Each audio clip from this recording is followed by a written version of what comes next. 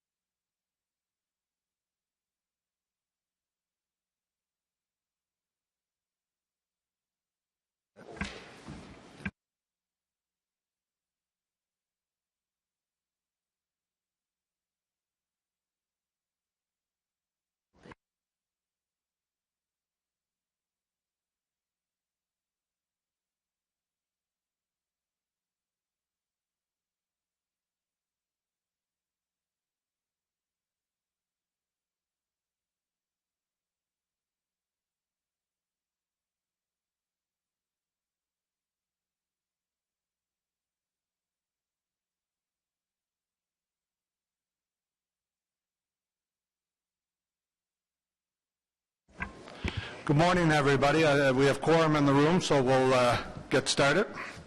Welcome to the first meeting of this term of Council's Audit Committee. And I'd like to thank everyone for joining us today for the first meeting of the newest Standing Committee of Council.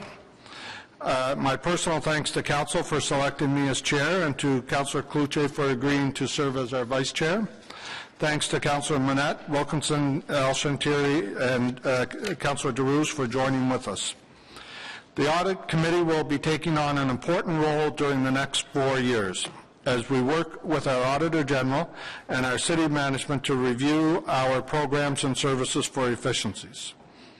I would like to recognize Brian Madden, the President of CUPE 503, for his contribution to these efforts, as it is often our employees who develop our best ideas for savings. We will be responsible for reviewing and recommending to Council the annual audit plan, along with any subsequent audits submitted by Council members and the Office of the Auditor General. We will receive and resolve any audit recommendations where management does not agree as directed by Council, and ensure that any policy recommendations coming out of an audit are referred to the appropriate standing committee. You may recall how audits in the past contain recommendations which management action has been directed. We will now be responsible for reviewing reports from the Office of the Auditor General on the status and implementation of these audit recommendations. Are we achieving the projected savings? Has implementation been completed? Instead of just being reported on with the audit findings, we will be receiving regular status reports on the City's implementation of accepted audit recommendations. Our focus will be to ensure that checks and balances continue to be in place within our various programs and services to protect our residents' tax dollars. We want to tell the story of the many people working for the residents of Ottawa every day and contribute to the transparency and accountability that our Mayor and Council are deeply committed to on behalf of our residents. One important initiative that we will be highlighting is our fraud and waste hotline. Perhaps it should be thought more of as a suggestion box, because we will report on the many ways this initiative has helped save tax dollars. Employees and residents have been using this tool as a way to offer suggestions on ways to change wasteful practices and improve efficiencies. Management has embraced the feedback received, and together we believe we have contributed to a better run city. Thank you. So if we can get started, does anybody have a declaration of interest? Seeing none? None.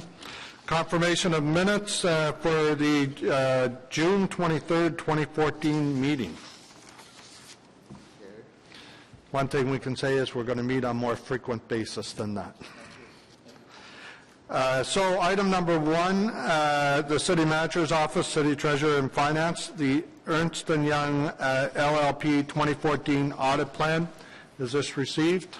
Is there questions? You have questions? Okay, we'll hold that. Councillor Wilkinson has questions. Item number 2, the 2015 draft operating and capital budget for the Audit Committee. Is there any questions? Or we're good? So carried. Thank you. And item 3, Audit Committee terms or references. So everybody's okay with the terms? We can carry? Okay, it's okay, thank you. So going back then to item number 1, the Ernst & Young audit plan. Councillor Wilkinson, you had questions?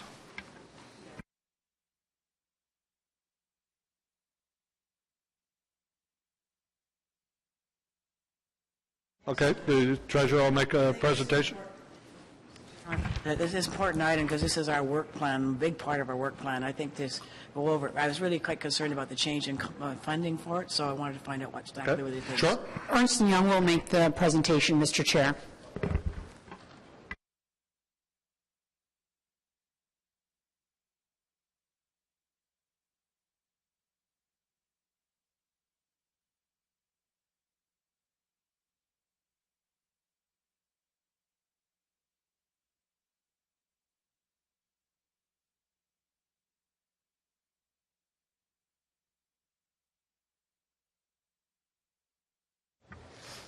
All right, thank you, Mr. Chair. My name is Suzanne Janak, and I am the partner on the audit of the city financial statements, and I'm here with Dushan Naidu, who's the manager on the audit. We will walk through our presentation. We're happy to answer any questions as we move through it. At a table of contents, I'll move through. All right, so the services we provide an opinion on the consolidated financial statements, as well as on financial information for a number of related entities and programs that are run by the city and have audits associated with them. If written consent is needed for our auditor's report and any documents, we'll provide written consent for that. As we do our audit, if we identify any internal control deficiencies, any significant deficiencies, we would bring to your attention, and the other deficiencies we raise with management so that they can deal with those. We also provide at the end of our audit a written communication on our audit results. That will be, we hope to present that in May of this year after we conclude the audit, and we perform services translating the French consolidated financial statements and the related financial highlights in the annual report for the city. One of the important calculations that we make before we perform an audit is to determine what materiality would be, or planning materiality, so that at the conclusion of our audit we can determine whether the financial statements, in our opinion, are fairly presented in all material respects in accordance with the Canadian Public Sector Accounting Standards. When we determine our planning materiality, we look at both qualitative and quantitative information. We look at the amount of spending for the city and determine what level of adjustment would potentially impact a user of the financial statements decision making. Based on the 2014 operating budget, we determine materiality to be 1.5% of budgeted operating expenditures, or $43.7 million. This is well within the range in the CPA handbook, which is 0.5 to 2%. We do review preliminary materiality as we work through the audit, and if we see any adjustments or there's any changes in expenses, then we'll adjust our materiality accordingly. When we do our testing in the audit, we do testing at much lower thresholds than planning materiality. We do random sampling, so where any entry or transaction could be picked up, as well as key item testing for amounts that are large in the financial statements. Our audit approach, we do test and hope to rely on controls over certain processes within the city. That would include the IT general controls over SAP. Those would be things like change management and logical access to the system. And we also test controls over accounts payable and expenditures and payroll expenses. We are in process. We've done some of our test of controls. We continue that through to year end, and we are also doing some additional testing on ITGCs up to the point where we do the audit. And we do hope to be able to rely on controls. If for some reason we can't rely on controls, then we do more detailed testing in those areas. For those areas where we don't rely on controls, we do more detailed testing. Our audit timetable, we started our planning in July, August. We look at risk assessment. We identify areas where we need to put significant audit emphasis in the fall. We do our controls testing at that point in time as well, and then into early January. We will execute our procedures primarily in April, end of March into April, and then we hope to come and conclude and present you with our audit results in May. I believe that's it. I'm happy to take any questions. Councilor. Thank you. I saw the plan. It didn't look significantly different from the plans we've had in previous years. Are there any differences in this generally than we've had in the past?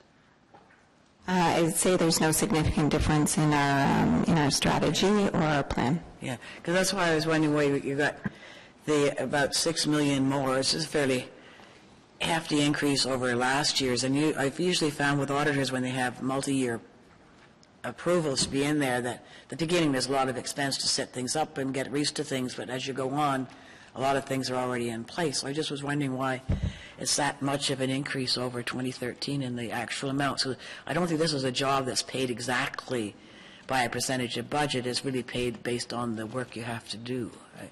Sorry, I'm not clear on which number has increased. Well, you said that was $37.1 million that were paid for 2013. It's $43.7 million, which is about $6.6 million more for 2014. And you based it on the percentage of the cost, but our costs go up mostly why we pay our salaries to staff and things. It's not a lot of new things. It's just each thing is a bit bigger. And because you've been doing it for several years now, I would have thought we would start to see some savings as opposed to a fairly significant increase in price. I was just wondering why you came up with that. Yep, so fees actually have gone down. That doesn't represent our fees. That represents our planning materiality. So it's the level we think that would impact a user's decision on the financial statements, and it's based on your expenditures. So if your expenditures go up, you would expect planning materiality to go up as well, but that has nothing to do with our fee. Okay, so the fees have not been put in here yet at all then? The fees are in the more detailed document that was provided, I believe was provided to council. Yeah, I looked at that. I've forgotten where it is now. That was a long document. Yeah, I can actually tell you what page it's on. Is that your... If I can, Councillor, I believe the fees for 2014 were $320,000, and that was a decrease from over $400,000 in 2013. So what she's referring to, the $43 million, is really your error level. So once you get to $43 million in what the auditors would say are material misstatements, then you get a qualified statement. So they have to set a threshold as part of the process that they go through. So we never would, but we could have up to $43 million in what they see as errors in how we're representing our statements before we would get to a qualified statement that says this does not materially or this does not accurately represent the financial state of the City of Ottawa. Okay, so that's what the purpose of that is. Yeah, no, I see your fees on that page. It's on page whatever that is, the middle of the point, page 17. Okay, thank you. Thank you. Thank you. Councillor Clute. Thank you, Chair Hubley, and congratulations on your chairmanship, and thank you for your leadership. Madame Gignac, just to follow up on Councillor Wilkinson's about the materiality, and I know what materiality. Last year it was 37.1, and now it's 43. An increase of $6 million and 20%. What leads you to, and I understand the level of misstatements before it needs to be a qualified report, but what led that relatively large increase of approximately 20% in materiality? So a couple of things would have led to that. One would be increased expenditures, which would result potentially in an increase in the materiality level because it's a percentage of those expenditures. But the other would be that we have professional judgment in the range that we can use, and it's anywhere from 0.5% to 2%. And I believe that last year we used 1.25%, and based on looking at the history with the city and various different aspects of the city, that it's not going to go public and it's not a listed entity, that we can go a little higher. So we decided that we felt that 1.5% was a reasonable place to land. So it was a mixture of those two things. Thank you. And can the treasurer tell me from which budget the audit fees are taken? It's not the Auditor's General budget, but from which budget? No, it is not the Auditor General's budget. It actually comes from, it's in finance. I do believe it's in finance, Peter? Yes. So we have the budget for it in the Finance Department. Finance Department. Thank you. Your audit plan, not the slides, talks about emerging risks on municipalities. Can you touch a little bit on what Ernst & Young sees as the emerging risks for municipalities? I think from Ernst & Young, from our audit perspective, we're looking at the risks as they relate to the financial statements and what could impact the city from that perspective. Certainly, changes in accounting standards are one of the things we look at. There are some changes in public sector accounting standards that we keep a close eye on. There's the financial instruments that's coming down the pipeline. It's been extended at this point, but it will be something that we will be focused very heavily on as far as a risk from a city perspective. Other areas where we put a lot of focus because we see potential, or areas where we feel there should be audit emphasis, would include things such as employee future benefits, where assumptions are very important in the calculations would include tangible capital assets, which are very large, and there are some assumptions as to when things come into use, et cetera, and the impact those could have on the financial statements. With risks from a city perspective, there's a significant amount of capital investment, and so we put a fair amount of focus in that area. Additional risks would be around contingent liabilities, making sure those are appropriately disclosed and that the city is aware of what liabilities may be out there that could result in a financial statement impact. I would say those are probably the high-level ones that we certainly focus on from a financial statement audit perspective.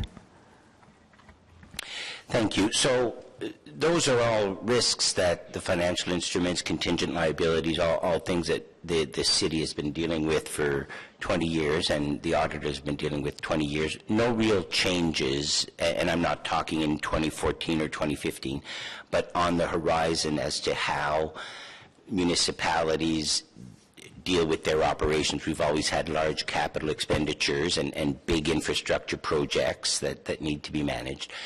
You're not seeing any big structural or systematic changes in how municipalities, in the risk to the financial reporting of municipalities?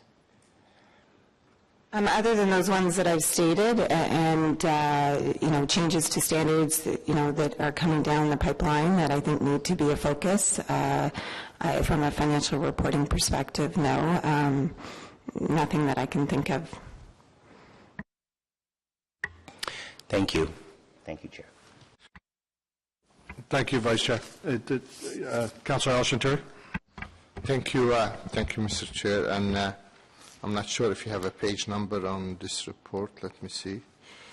What I'm looking for, the estimated fee for 2014 was 320, and the actual fees was 417 some. We're talking about the audit fee of the financial statement. Can you tell me why is such a almost 30% different? Yeah, that relates to audits that are not going to take place in 2014. So as an example, the federal gas tax agreement no longer requires an audit, so we're not doing that in 2014. Pineview, we don't believe that Pineview will require an audit, so we won't be doing that. We did some work specifically related to the UPass agreement, which is being renewed last year. We don't anticipate that happening again. So those are the significant things that won't be happening again in 2014. Okay. All right. Thank you. Thank you, Mr. Chair. Thank you, Councillor Alshanturi. So no more questions? Is the plan received, approved? Thank you.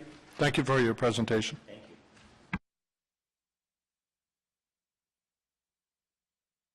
you. Okay, so no in-camera items. Any notice of motions for consideration at subsequent meetings? Hearing none. Any inquiries? We're good. Other business?